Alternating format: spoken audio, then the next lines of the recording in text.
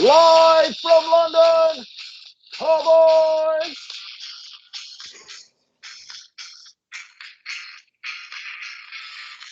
Yes, we're back. Back for another episode of What Your Doctor Ordered, because we all know a little of what you fancy does you good, apart from cyanide, because the look of that will kill you. But I digress. The show that was built for your radio with no pictures whatsoever, from two locations this week. We come from two locations, not just live from London. I'm here in the sunny West Midlands at the home of British motoring, a city that spawned a myriad of car brands, and it was second only to Detroit for car production in the 1960s. If you remember these brands, you're probably over 40. You had Talbot, you had Peugeot, Triumph, Jaguar, Humber, Hillman, Alvis, Lanchester, Singer, Sunbeam, Standard, Daimler, Armstrong, Sidley, who sounds like a fighter pilot from World War I. And who could forget the Coventry Climax, not quite as exciting as an E-Trembler behind the cinema. No, the Coventry Climax made forklift trucks and weirdly racing engines. Yes, I'm in the home, the Mecca of British motoring, Coventry. I always wondered what they called Mecca of Islam, apart from Mecca. Anyway, the less about that, the better. The show is from dual locations this week, London and Coventry. Of course, Coventry known in the medieval times as Treasure House of the Prince. And there's a right royal performance this week. We have, there isn't really. We have an appreciated classic in the classic car selection. And this week we say, Konnichiwa, to one of Japan's best loved 4x4s. And no, it's not a Toyota Land Cruiser. So that's going to keep thinking, isn't it? We have the usual favourites, such as the news in car news, where this week we'll be delving into more electric vehicles. We'll be touring the globe in search of the ideal, the idyllic, and the downright dangerous roads in lost highways, which we've got some new music to. From Nebraska to Nepal, we'll give you the lowdown on the world's best roads to drive on. And of course, I shall be joined on my journey by Enfield's #1 car guru, Mr. Sujiwon. Oh, thank you, Mr. Green. That's very formal today. Are we both wearing white ties and tails and look like Flanders and Swan? The very same. Either that or Hinge and Bracket, I don't know, one or the other. Yes, we've got the news, views, and of course it's my turn to play Quizmaster in the Car Boyz weekly quiz. And this week I'll be asking questions in the manner of Larry Grayson, but with the sexual prowess of Bruce Forsyth. This week the quiz will be presidential vehicles. Exciting. Also, we'll be answering the questions that you want to know the answers to in the mailbag, which will be exposing to all and sundry. Well, Richard. And we will be, we'll promise, if we don't run out of time, we'll be taking time out to ponder the roads rules in winter. And we've been promised this for basically like 3-4 weeks now. I've never done it. Yeah, I know. Anyway, I'm Simon Duron, and I'm the kind of man who wears boots and walks 47 miles of barbed wire, use a cobra snake for a necktie. I've got a brand new house on the roadside made from rattlesnake hide. Wow, you have indeed. Thank you, Mr. Bo Diddley. And I'm Richard Green. And no, you won't stop talking. Why don't you give it a rest? You got more rabbit than Sainsbury's. It's time you got it off your chest. Copy sexism from the 1970s. Chaz and Dave. And this is Car Boyz. Okay, this week it's time for my weekly rant. This time, we waste a few minutes to remind folk at home that there was a time before iPhones, before the web, before social media, and Elon Musk's cars that had less range than my dad's 1978 Ford Cortina. It's true, they do. Yes, in the golden days, children, the phone was for phone calls, the TV was for watching, and porn could only be found on the top shelf in Mr. Patel's corner shop. Absolutely. Lucky, you grew up in the countryside. It could also be found in hedges. Slightly stuck together pages. Another thing we didn't have in the past was cup holders, which now seem to be everywhere. If you drive a classic car, and I mean one from pre-1990, you'll probably notice the ashtrays, but no cup holders. For the driver, for the passengers, for the kids, there were ashtrays on the door. Every console, every armrest in the 60s and 70s, as you couldn't have enough receptacles, and I did say receptacles, your ash. And as unhealthy as it also made a great place to stuff your sweet wrappers, lollipop sticks, half-chewed plastic soldiers.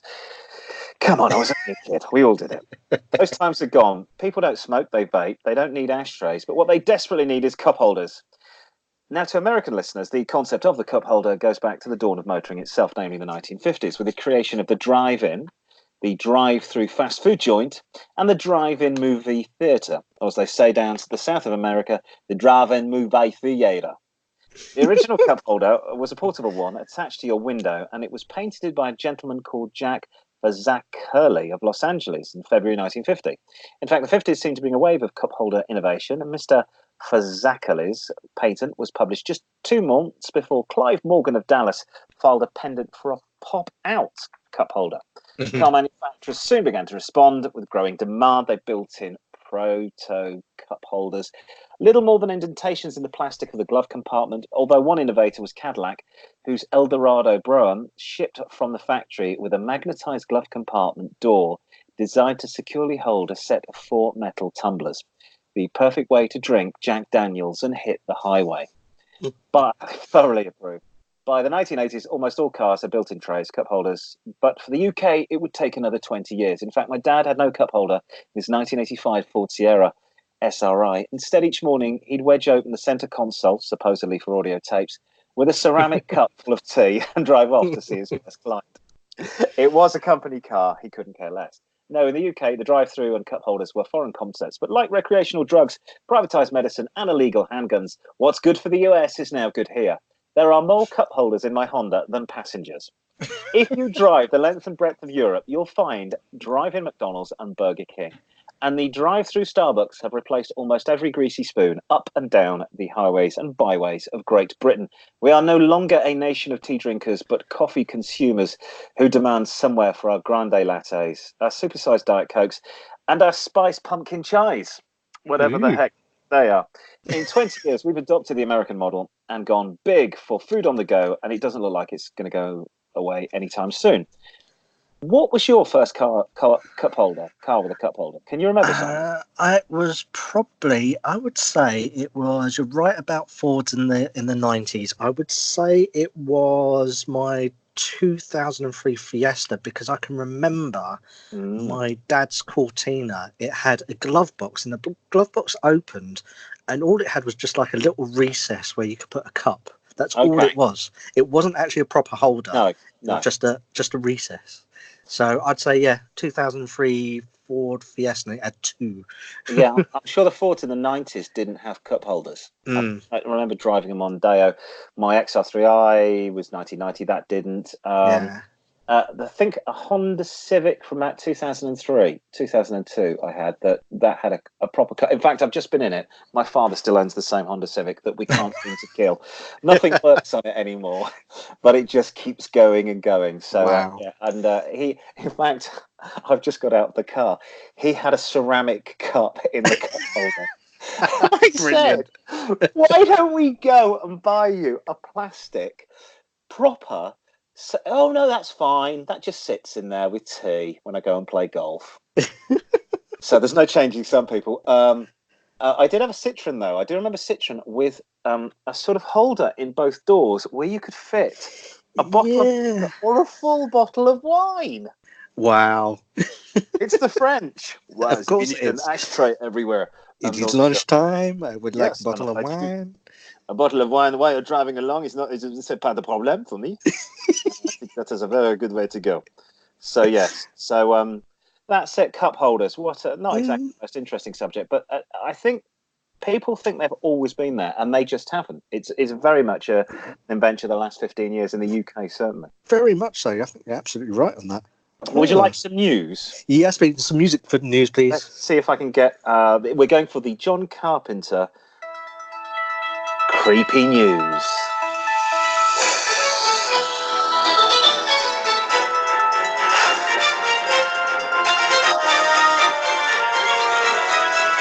Let it build. I thought that was more Sue Carpenter than John Carpenter.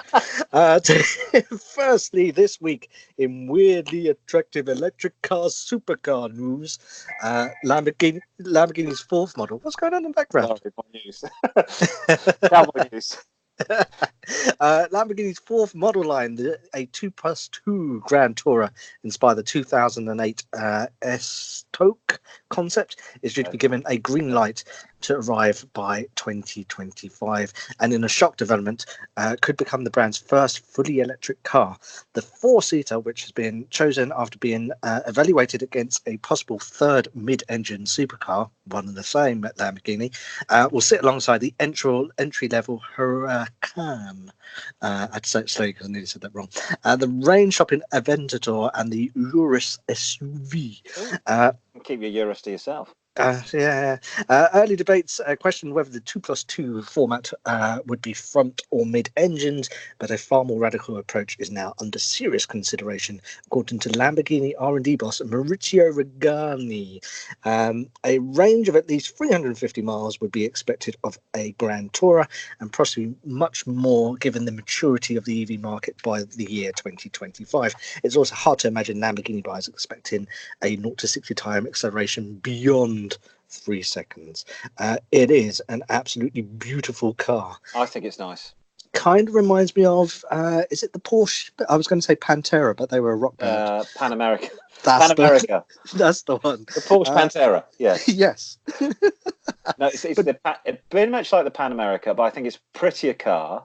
Yes. I would just say this. It is a Lambo. Mm-hmm. And shouldn't a Lamborghini look properly ridiculous? It should. And outrageous. This is what we think of since they came out with the Countach in the late 70s, early 80s. Yeah. It should have machine guns sticking out of it. And it should look like a ridiculous car for a 13-year-old boy bedroom wall who's furiously masturbating. But yes. And it's a big butt like J-Lo. This looks like Lamborghini's accountant's dad would drive this. But I remember, if you go back to the 70s, when Lamborghini made Grand Tourers for the likes of the Shah of Iran and Sophia Loren, this is a return to that. It is quite classy. It isn't. It isn't outrageous. You wouldn't seem out of place driving down the King's Road in that. Do you know? And as much as I don't like him, Simon Cowell once said. They said, "What do you drive?" And he said, "Well, I've got a Maybach that takes me everywhere." And then, "What do you drive?" And it was, aside from that, for personal pleasure. He said, "In Los Angeles, I've got is it the SLK Black, the Mercedes McLaren SLK, the Black?" Yeah. So it was a bit boring. He said, "Yeah, but I broke down once in a Lamborghini, and everybody saw me, and I felt like it." And I think I understand that. You can drive that. Now, people in the know will look at that Lambo and go, whoa. But people that don't know will leave you the F alone. And you can sort of go to the shops and buy a loaf of bread. I'm not sure I could live. Well, I certainly couldn't get 2 children into a Lamborghini and do the shopping. I could probably do it with that car. It's a more livable car. The question would be, Lamborghini is owned by VW Group, is that right? I think you're right, yeah. So what is it underneath? That's the question. Now you're asking. I don't know. Platform A8, probably. Yeah, especially if it's electric. Probably is it an A8? Yeah, A8. Yeah. We'll have to wait and see what happens. Right, we're moving on to Blue Oval news. Ford has announced its facelift for the Mondeo with a similar round of updates for the S-Max and the Galaxy People Carriers. Both models will receive mild revisions to the front ends with new trim-specific grille designs, including black honeycomb item for the S-Max ST line and a satin chrome item, whatever that means, for the S-Max Vignale. They both get new 19-inch alloy wheels, which I fully support. Of the more significant and equipment upgrades, Ford's going to introduce an 18-way adjustable driver and front passenger seat. Oh, like the sound of that. 18-way, so you could get it properly flat, get up to all sorts of... 18 different positions. Thank you. Thank you, madam. Approved by leading Germany's spinal health... Oh, it's getting boring. That's going to get by Germany's leading by Germany's leading spinal health organisation. To help relieve back pain sufferers, the seats feature 4-way electric lumbar adjustment. So does that mean they know their market? Their market are for basically the over 50s. Old people that still give a crap about the Blue Oval. New tech features include Ford Pass Connect, which adds Wi-Fi spot capability, hotspot capability, and adds functions to the Ford Pass mobile app, including the vehicle status. You're driving a Ford. We apologise. A vehicle locator. Oh, you've got to be really thick to not remember where your car is. And remote door unlocking. It also brings local hazard information I'm afraid you're driving a Ford. Via the onboard modem, informing drivers of a hazardous situation ahead. And a hazardous situation here, you're driving a Ford. Mechanical tweaks are limited as Ford's latest EcoBlue 2-litre diesel was drafted in last year, 148 bhp, 187. They're going to be offered with 6-speed manual or 8-speed automatic. Great for London. It'll sound like that. Ford's entire MPV range has suffered in the face of increasing competition from other SUVs manufacturers. A total of 12,000 Galaxies were registered last year, down 8,500 on the car's peak in 2016. The S-Max has suffered a similar fate. I'm not sure. Isn't this Ford just trying to squeeze the last juice out of two cars that won't be around in 5 years? Probably they are going to bring the end of the Mondeo line. So it's just like, let's tart them up, give them a few things that won't cost us too much. All the buzzers, all the bells, the stuff that in their inception in the early noughties you would have paid through the nose. Now you're going to get free. So we need to get rid of this lot. And watch this space as they appear as new cars in probably Malaysia. The only thing I don't understand is why cars are having Wi-Fi installed in them. Because my phone connects to the internet. Yes. Why would I need Wi-Fi? Well, no, and similarly, that I have an app on my phone screw it, it's really good. I use Waze on my phone to get in a car that doesn't have a sat nav, and my wife's sat nav is in the glove box, and I can't be bothered to put that on. I just use Waze. Other apps are available, but Waze seems to be the best, and off I go. So for me, as long as I've got my phone, again, it's in it. Yeah. So and people can piggyback on my phone if they get. So who's it for? So if you're not into technology, like my dad's got a flip phone. Has he? Oh yes, it's brilliant. It's just the oldest plastic brick. I think it cost £10 with a free SIM card, and he puts £5 on a month. And text messages are, okay, no, call later. It's got the character limit, hasn't it? Yeah. See you in a bit, and I'll send him pictures, and he goes, I can't see those pictures. Flip phone. I think if I gave my kids that phone, they just look at it and go, this is not very good, Dad, because I give them the old iPhone now. Yeah. To play with. I don't actually go and give them get on social media, but they would look at that phone and just laugh. So he would not have that. He's got a sat nav that he sticks in the window. Yes. Why would he, if that's the market you're aiming at, somebody that's not connected? Because if you need Wi-Fi all the time. Hang on. If you've got Wi-Fi, who's the contract with? Yeah. Good point. So actually, I don't understand. I don't understand why. So yes, you're right. So my phone connects to my. I've already got Bluetooth connectivity. Exactly. So why do I need Wi-Fi? There is no reason for Wi-Fi in your car. Or anybody's car. Car manufacturers, what are you doing? You're just putting extra rubbish in there that nobody needs. Yeah. I've got to then get another contract with another Wi-Fi provider for my bloody car that will never be used because I use my phone. Exactly. Do you know, I have the popularization of Bluetooth and using phones in cars has come up with one great thing, is that if you have classic cars, you can leave the original radio in and you can tap into the audio through that, put a little modem, and then your phone, so your phone can play the music through your car. It means if you've got something beautiful, like I say, mid-60s Chevy Impala, you don't have to replace that radio anymore. Nice. It was always very, very expensive to buy something that looked the same and that was digital. Well, you've always got it on your phone now. So, yeah. Oh, well, up yours, Elon Musk news, because we like to do that to him. Newly independent performance brand Polestar, I do like Polestar, has announced a chassis upgrade package for its electric fastback, the 2. The performance pack adds £5,000 to the list price of the standard model, which will be first offered in a fully loaded launch edition costing £49,900. Which sounds a lot, but it's about up there with the small Tesla, isn't it? It is. Which is it the 3? The Tesla 3? The 3, yeah. Included in this range of modifications aimed at enhancing the car's dynamic appeal in the same vein as the Polestar-engineered versions of models from the parent company Volvo. They're basically Volvos with just different badges on. The two's front brakes gain 4-pot Brembo calipers, while both axles receive adjustable ONS dampers and 20-inch forged alloy wheels. Sorry, that was me salivating at the same time saying that. Over the standard 19-inch sets. Added visual differences come courtesy of gold seatbelts, brakes, and valve caps. Joachim Reinholm, chassis development chief for Polestar, said, we spent a lot of time obsessing over the finest details of the performance pack chassis setup to find the car's sweet spot. We call it the golden ride. The golden ride as opposed to the golden shower. Yes, exactly. Oh, that's what they do to you when you buy it and it breaks down. Sorry. Yeah. The golden shower, sir.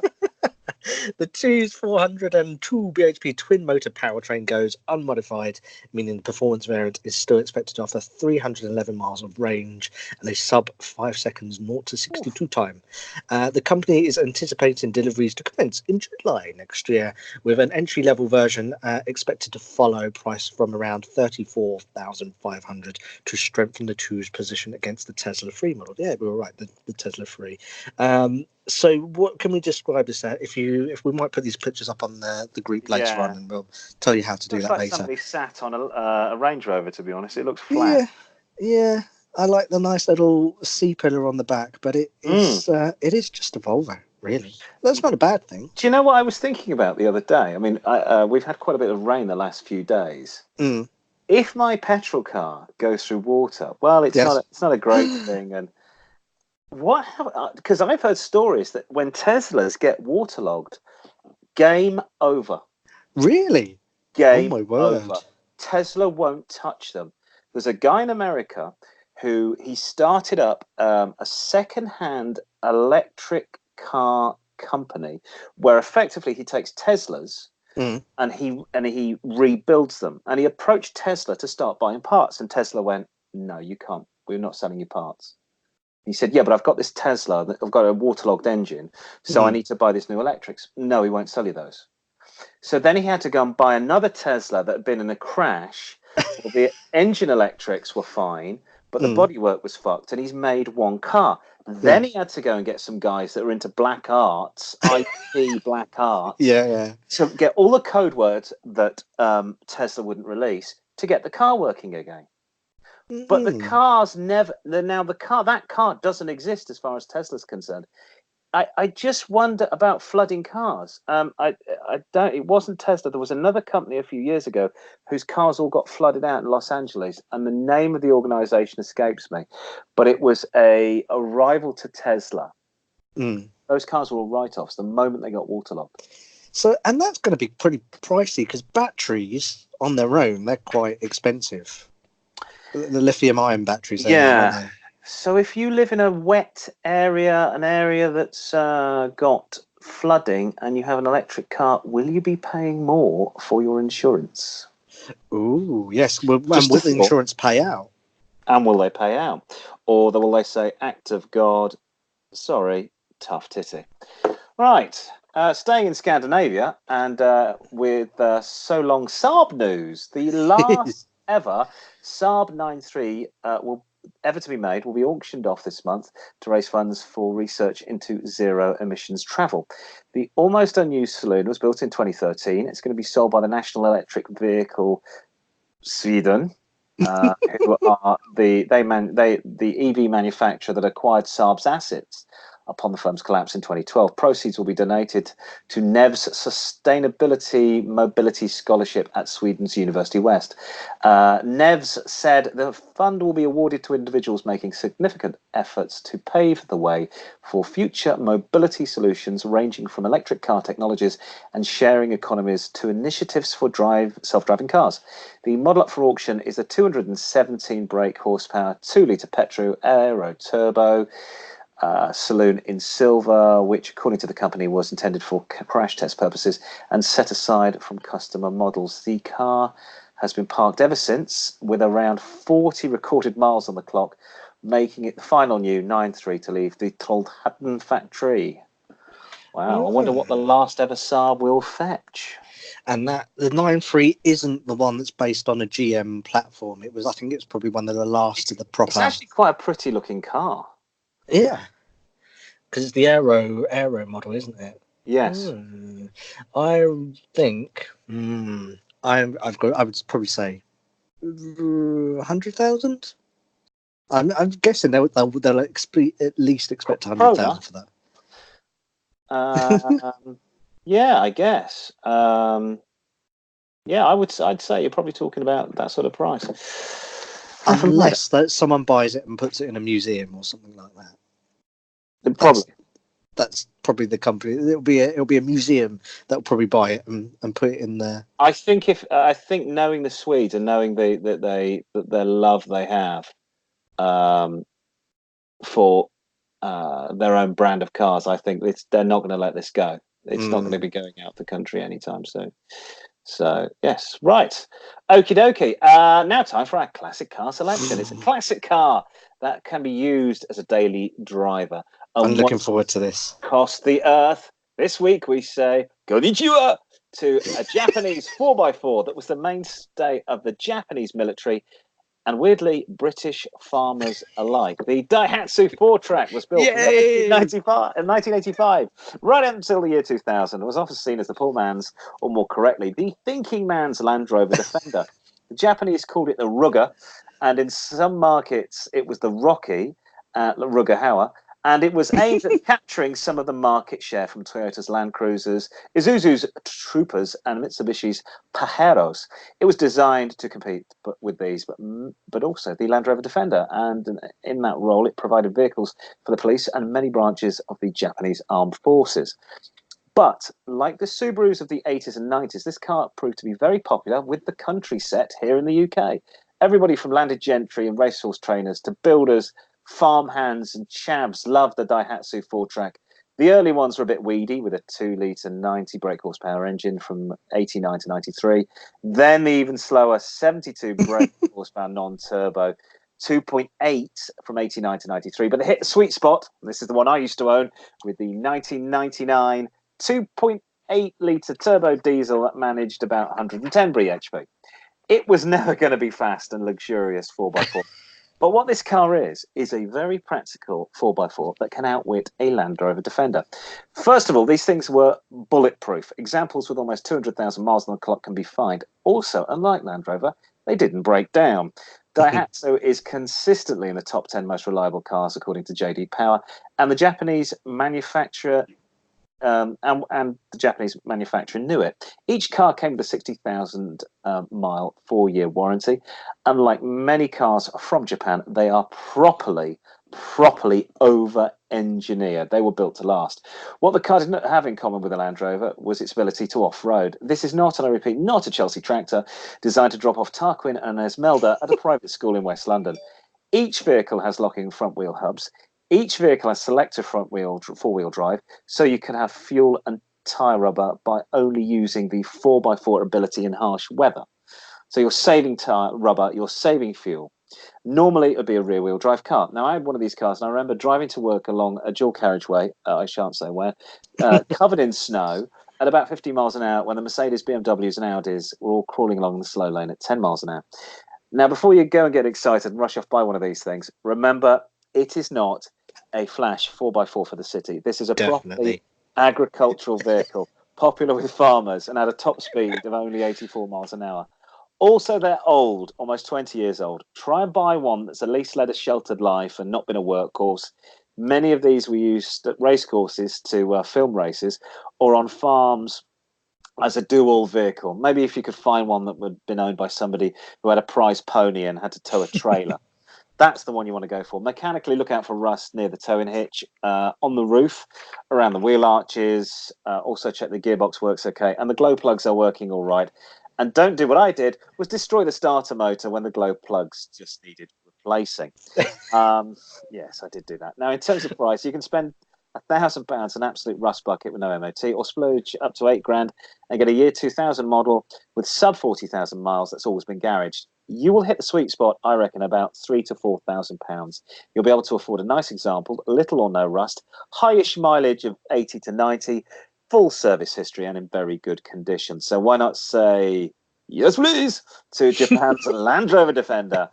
Your off-roading days will certainly be more reliable and maybe even more fun.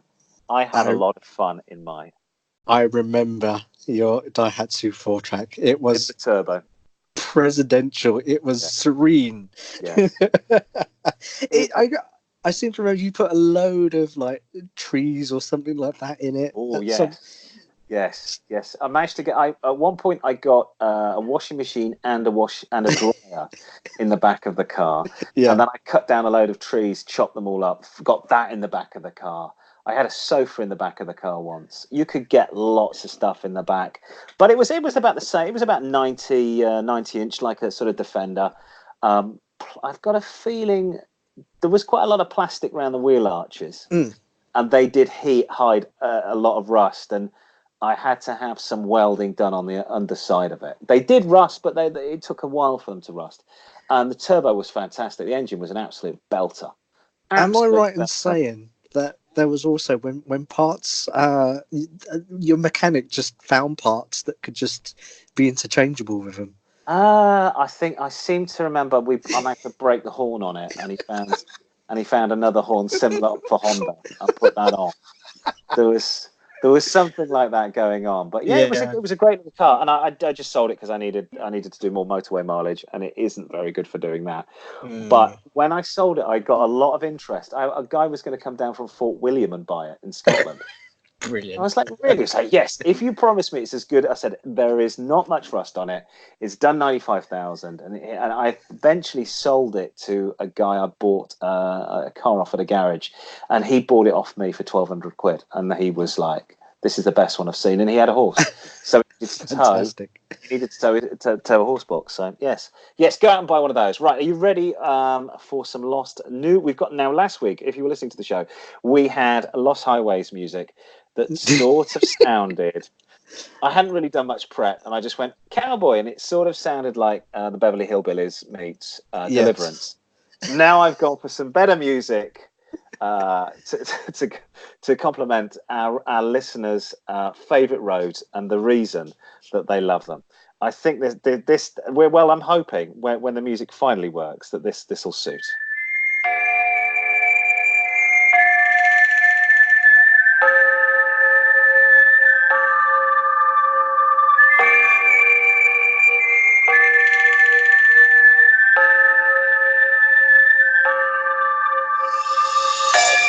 What do you think about that? Lost Highways. A bit better? I like that. Yeah, I like that. That's good. Free as well. We're not paying any money for that. Oh dear. We'll give everyone the details of how they can contact us in a bit. So grab a pen and paper, and we'll give you all the details in a bit.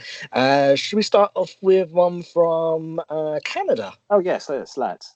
And it's from What's Simon. this? Simon. Yes, it's not me. It's Simon who lives in Ottawa. Oh, okay. Not Ottawa, not Ottawan, who had a hit with DISCO. He's actually, who's the writer of the Ottawan hit DISCO is the father of one of the guys out of Daft Punk. Brilliant. Oh dear. He says he's a keen biker and wants to promote the Trans-Canada Highway between Revelstoke and Lake Louise. He says it spans 4,860 miles and connects all 10 provinces from the Pacific to the Atlantic. The journey from Revelstoke in British Columbia to Lake Louise in Alberta takes 2.5 hours depending on the road conditions.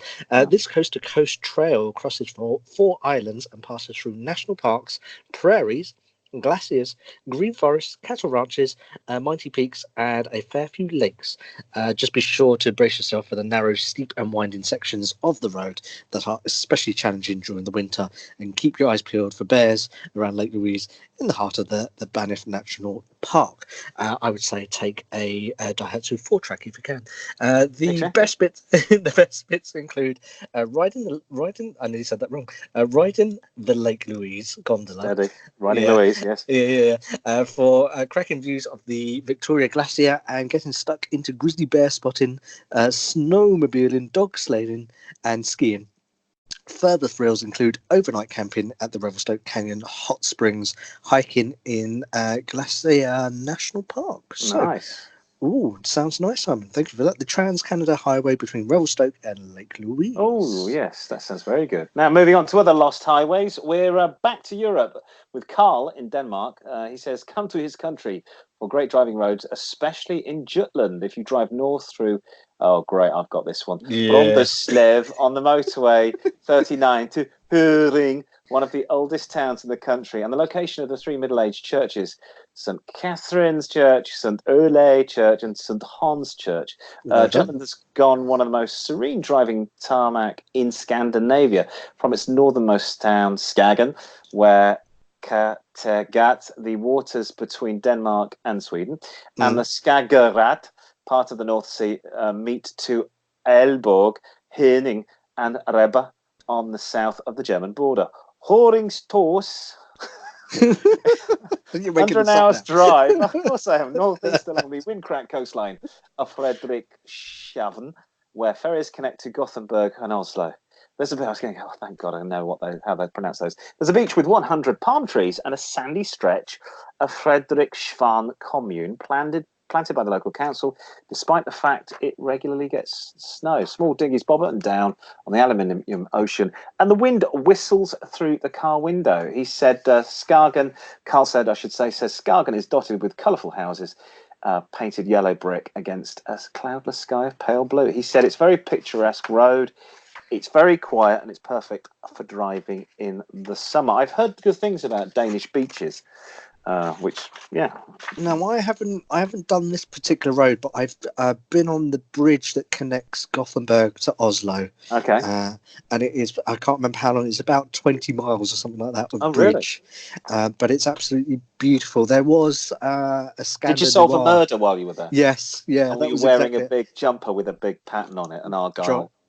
Driving VW. No, she had a Porsche 911, I think. Oh, did she? Yeah. Yeah. But it is a beautiful stretch of water and road and land. So next time in Denmark, I shall check that out. Well done. Yes, if you want to get in touch with us, you can send us an email to the usual address. It's email the boys at car-boys, boys with a Z, at outlook.com. The email address is car-boys, boys with a Z, at outlook.com. Facebook, we are car-boys at Car Boyz, 4 Zs on the end, car-boys, boys with a Z, at Car Boyz, 4 Zs at the end. Twitter, car-boys at car_boys. Always boys. Right, we're going to look at our correspondence in this week. What's in the mailbag? What's in the mailbag? Car Boyz post sack. Yes, it's bulging. The sack is bulging as usual with mail. First off, we're staying in Denmark. Helen in Stockholm.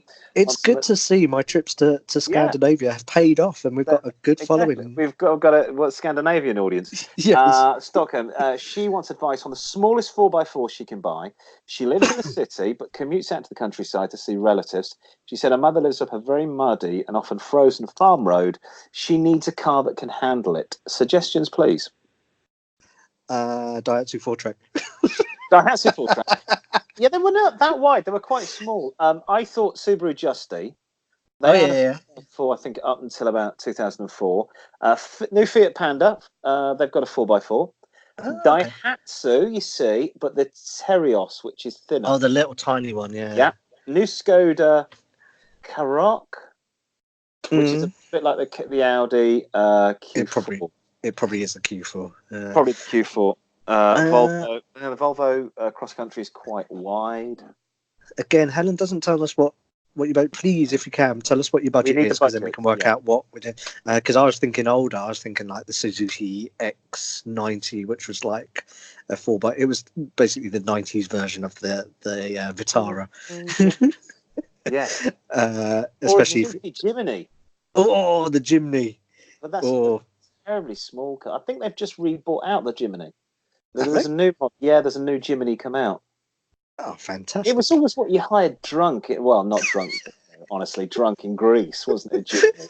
Yes. The choice was a Jimny or a Fiat, and they always stank of sweat, and there was sand all. Or I think I had a Fiat Panda in Corfu a couple of years ago, and I didn't have a.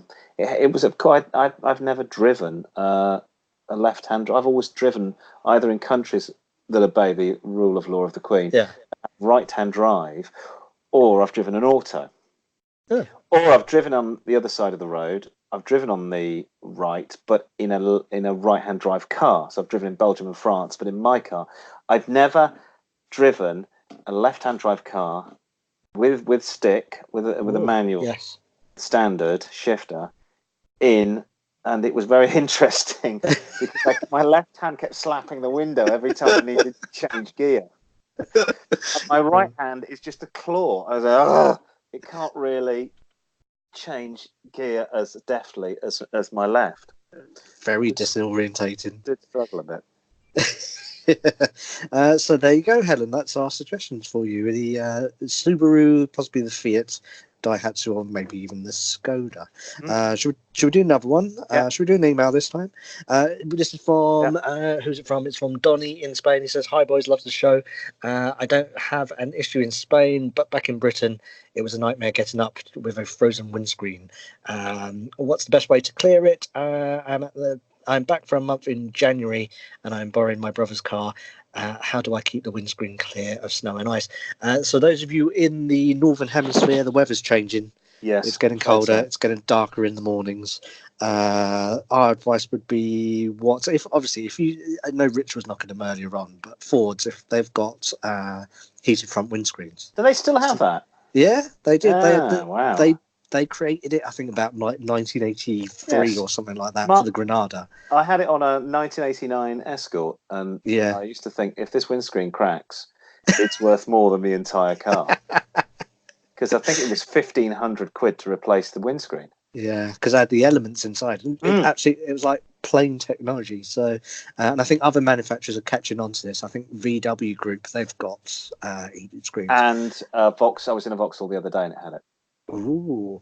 So what do we suggest for Donny in Spain? Obviously not boiling water on the windscreen. Definitely not. No, you're going to crack the windscreen. You're going to weaken it. Yeah. So very cold to very, very hot. No.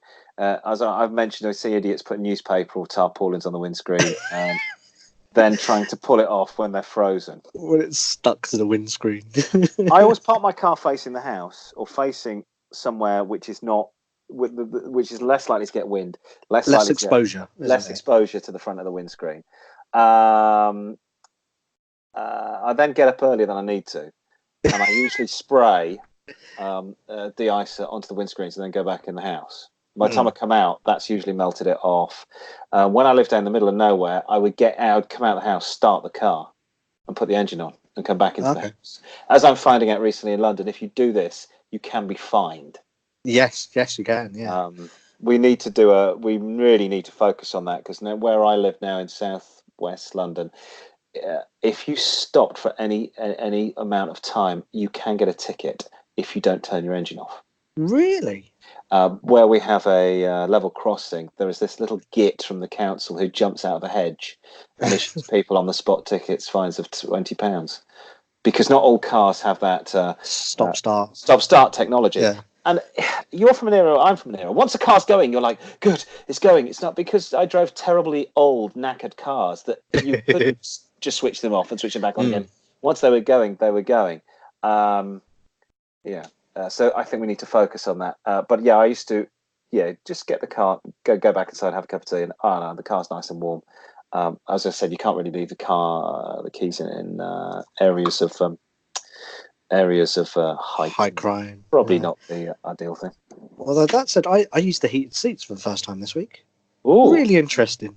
Have you never had heated seats before? No. So okay. I've never before, because obviously I had Fords before then. Yeah. But my car, my bottom was nice and warm, and so was my lower back. It was really nice. Did you feel like you'd slightly soiled yourself though? Yeah, it was. I drove around with a smile on my face. Have I pissed myself, or are these all? I've had them on the last. This is this is the first car I've ever owned. No, I had it on the BMW before that. I love heated seats in the middle of winter. Yes, fantastic. Get it nice and warm. You can just drift off. Obviously, not when you're driving the car, and just put the autopilot on. But very nice heated seat. Okay, so there you go, Donny. Yeah, invest in some de-icer is probably the best thing to say. De-icer, we reckon. Ollie from New Haven, USA writes, I have a beautiful Cadillac with white paint, but the local birds use it as a toilet. That's really strange. You've got to take those signs off that say male and female off the doors, mate. That's what you want to do. How can I stop the pigeons? Oh, crapping on my paintwork. I discovered this when I had children. Wet wipes. Oh, ooh. Genius. Wet wipes. Packet of wet wipes in your car. If you see any bird crap, take it off with a wet wipe. White spirits, also another good one. Or terps. Anything, any sort of alcohol.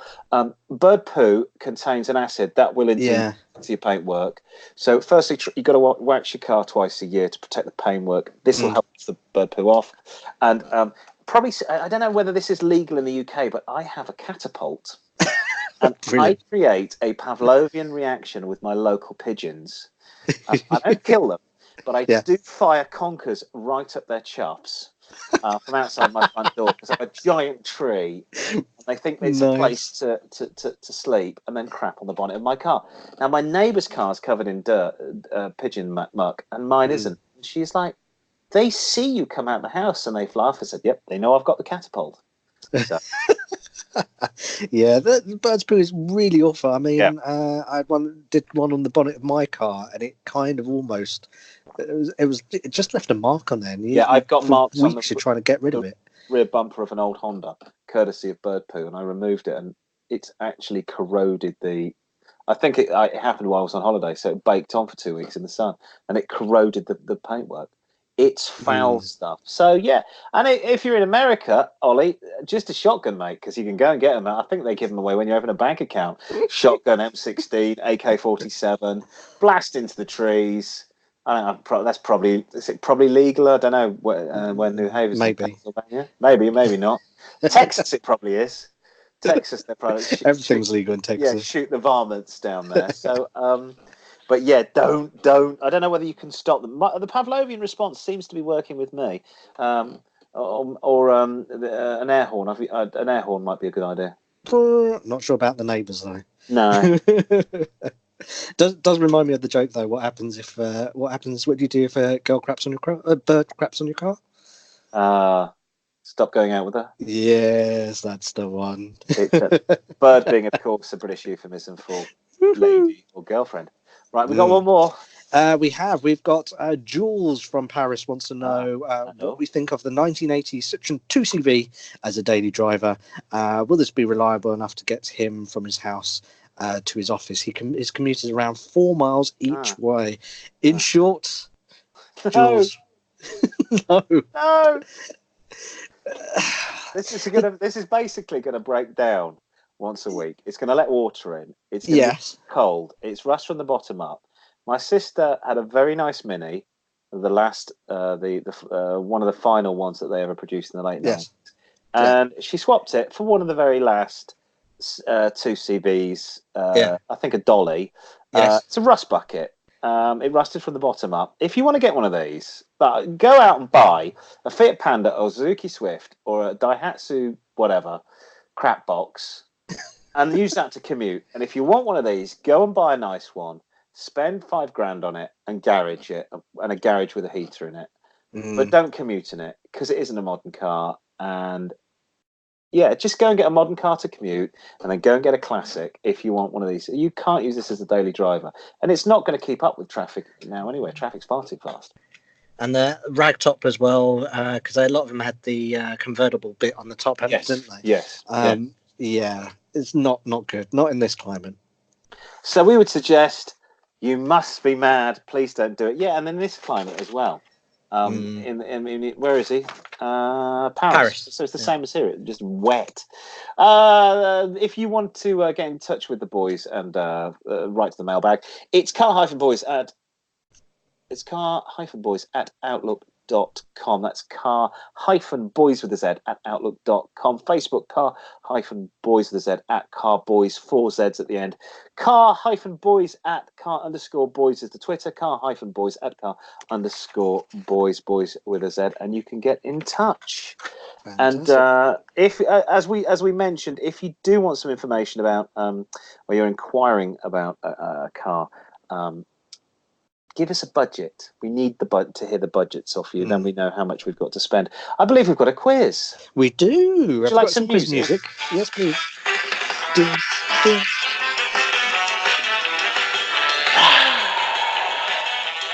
Oh, shut that door!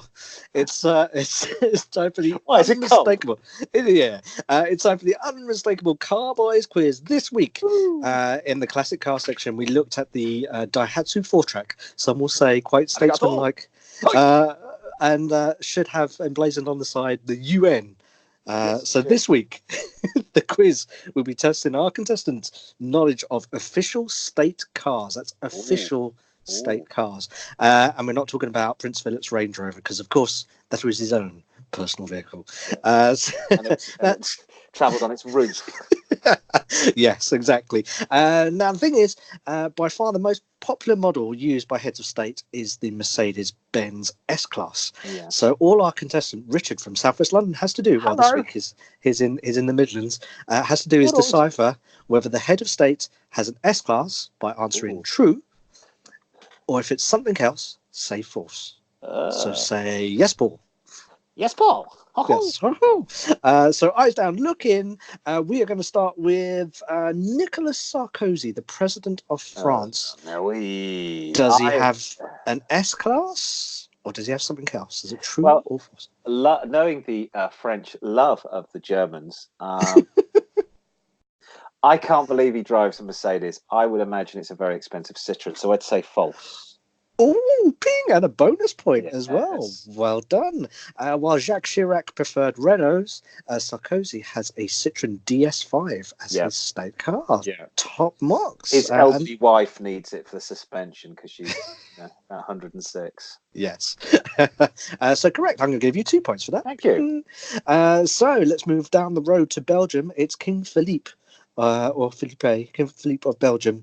Does he have an S-Class, or does he have something else? Is it true or is it false? King of the Belges. Let me think. Yes. Great beer, by the way. Yeah, great beer. And they did manufacture a lot of Fords over there. I think didn't the Cosworth come out of Belgium? They did, yeah. Yeah. So this is interesting. Not massive fans of the Germans. They've been invaded twice. And he's a king, but they haven't really got their own manufacturer. I'm going to say true. Ding is the right answer. It is true. He does have an S-Class, and the number plate on it has the number 1. B1? Or just one? Just one? Nothing else. Yeah. As the head of the military, he gets to have number 1 on his number plate. So well done. There we go. 100% so far. Thank you. Let's get a little bit harder now. Mauricio Macri, the president of Argentina, does he have an S-Class? Or does he have something else? Is it true he has an S-Class, or is it false he has something else? Obviously, there's no Argentinian car manufacturer. It's not going to be a Jag, is it? Yeah. Has he got hang on. He got a 1982 car manufactured in the West Midlands. Has he got a Princess? No. Got a Montego. I don't think. Yeah, and the nearest sort of manufacturer I can think of is VW in Brazil, but I don't know whether they're manufacturing big executive cars. Most of these, I'm going to say true. I'm going to say true again because I think most people want these cars are a bit more than just the S-Class. It'll be a bulletproof car, so I'm going to say true. Ooh, sorry, that's wrong. That's false. He actually has an armored. A Montego from 19... No, even more weirder. He has a armored Mercedes-Benz Vito people carrier as his state vehicle. Is that to Yes. carry around all the corned beef he eats? Probably, yes. Yeah, that's right. Mercedes-Benz Vito. So let's move on. Cole, I think this is a great name. Colville Young. He's the governor of Belize. Colville Young. Yes. I think I've got one True of his for a Mercedes albums from S-Class. 1962. Called Wasn't he in? Didn't you join Crosby, Stills and Nash? No, Colville Young. He was a blues player from the Delta. Woke up this morning. So Colville Young. True for a Mercedes Where is he S-Class. from? Belize. Belize, yes. Okay, so this is former British colony. Yeah. Belize. Known as British Honduras. So but there's not really any British car industry left. Do you know what? I would like to think that the Belizeans are still loyal to their former colonists and that they would have something like a Jag. So I'm going to say no. I'm going to say, I'll say no, thank you very much. He drives around in some lovely Jag. Bing! It is absolutely false. He doesn't drive a Mercedes S-Class, but they do have, like the Prime Minister of Sweden, a Volvo S80. A Volvo!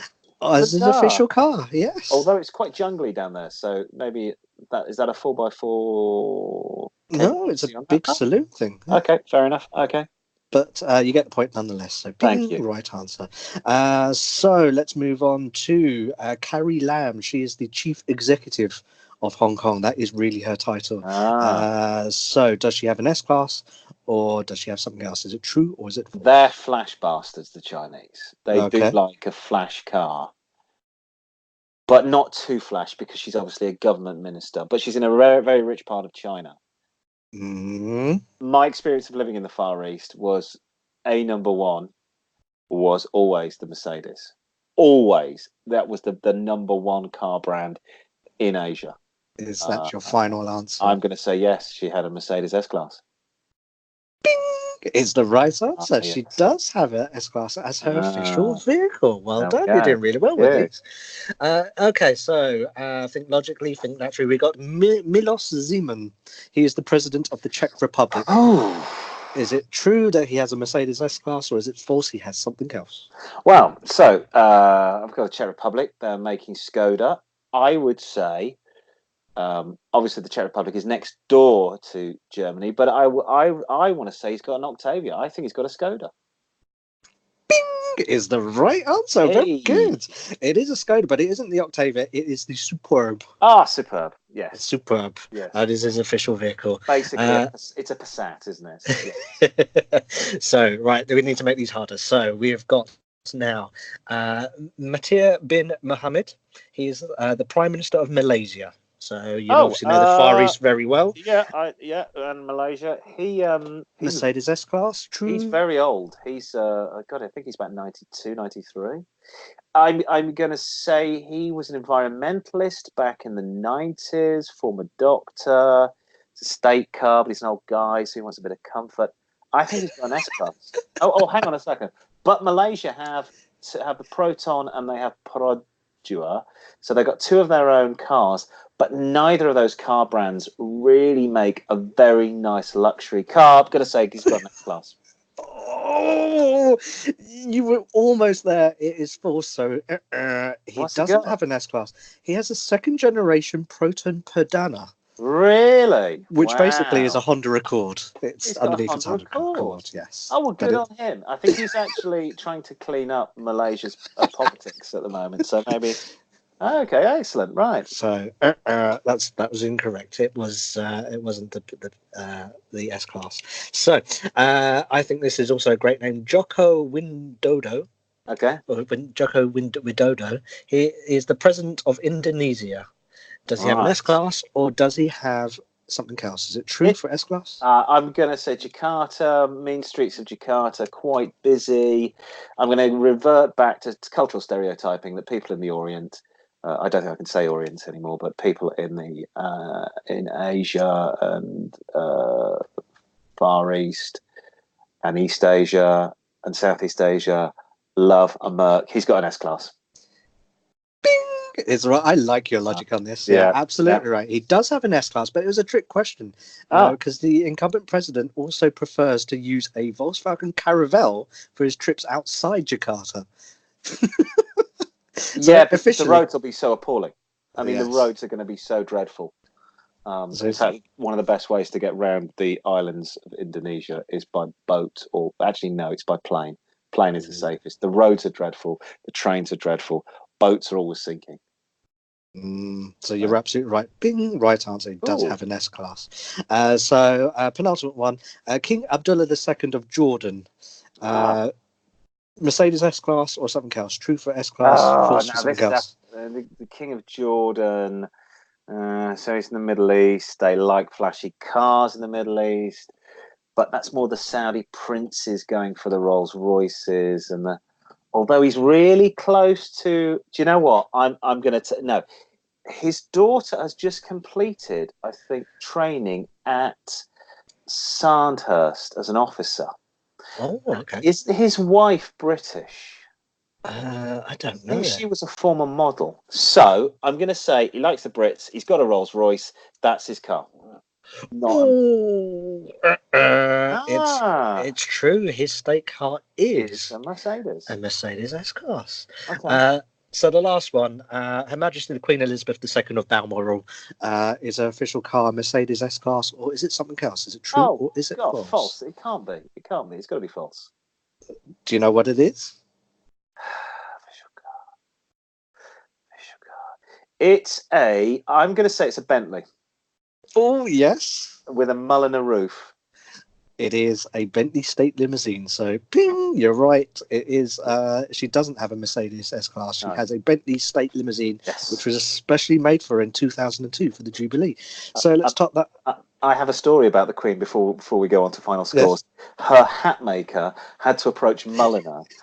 Mulliner had to approach her hat maker and said, "We love the hats you make, the Queen, but please don't make them any taller because it's getting more and more difficult to get the roof of the car higher and higher and higher, and it's starting to look really weird."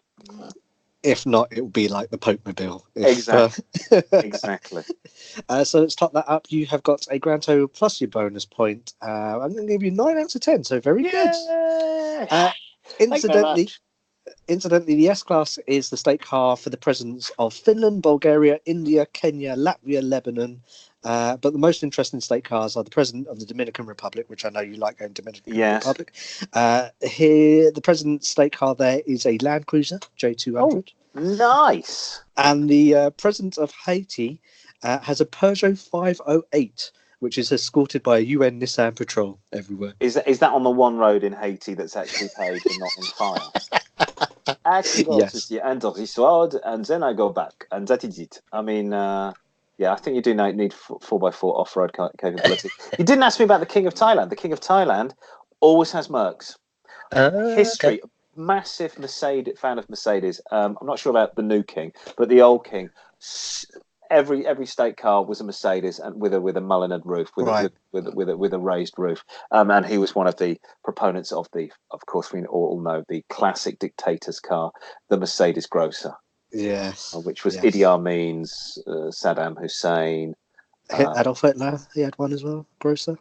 Did he have a Grosser? Really? I think he did. Yeah. Is it Horja? Who's the Romanian dictator? Ceausescu? Did he Ceausescu? I think Ceausescu had a Grosser. Of course, perfect symbol of communism. A really expensive West German car. But there you go. There you go. So it's been educational, this quiz. That's good. Thank you very much. What do I win? What do I win? Anything exciting? You get nothing but your bus fare home. Yeah, lovely. Thank you very much. We've not really discussed. I think should we quickly discuss? We should. What to do with your car, summer to winter weather. Obviously, put a bit more coolant. Your windscreen ratio from. I tend to use about an inch and a load of water, and almost half and half going into winter. So when you squeeze on your windscreen wipers and shoot water, it doesn't automatically freeze on the windscreen, which I've had as I've travelled down the road before. Yeah, check the windscreen washes are clear by sticking a little pin in there just to clean Correct. them out, make sure they're Correct. not blocked. Check your tyre pressures. Yes. They're always Yes. good in this type of weather. Mhm. What else do we need to tell people about? Tyres, Tyre pressures, lights. You need, what about your lights? Check that they're all They're working. working. Oh, that's true. I would hope you do that anyway. Number plates in the UK, you want to keep those clean, wipe them down with an old rag periodically because there's mud on the road. Tyres, colder weather, air shrinks, so you're going to need to pump your tyres up. Like in the fact that you don't need to do it so much in the winter. I don't think you have to, on modern cars. On my old Citroen, you used to have to move a clip on the air intake for winter and summer. Okay. Underneath the hood, this sort of little clip moved. I'm not sure. Because you would get sort of engine stalling. I once broke down, and the mechanic showed me what to do. So, this is what you do, because sometimes if it's too cold, I don't think you have to do that anymore. And gone the days of that and choke. So you don't have to put choke on cars. Another top tip I would say, obviously, by the time it starts to grit in the roads, wash your cars underneath. Make sure you get all the salt off underneath the car. Yeah, because if you're on somewhere like Chicago or Scandinavia, they are, or Britain, they do salt the roads. If you get mud is in that salt. It will stick under your wheel arch, and it will eat away at the bodywork.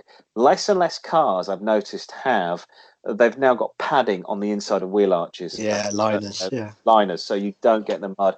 A good little tip is to get an old Bic pen, take off the top, and run the top of the sharp bit around the top of the wheel arch on the inside to get mud out.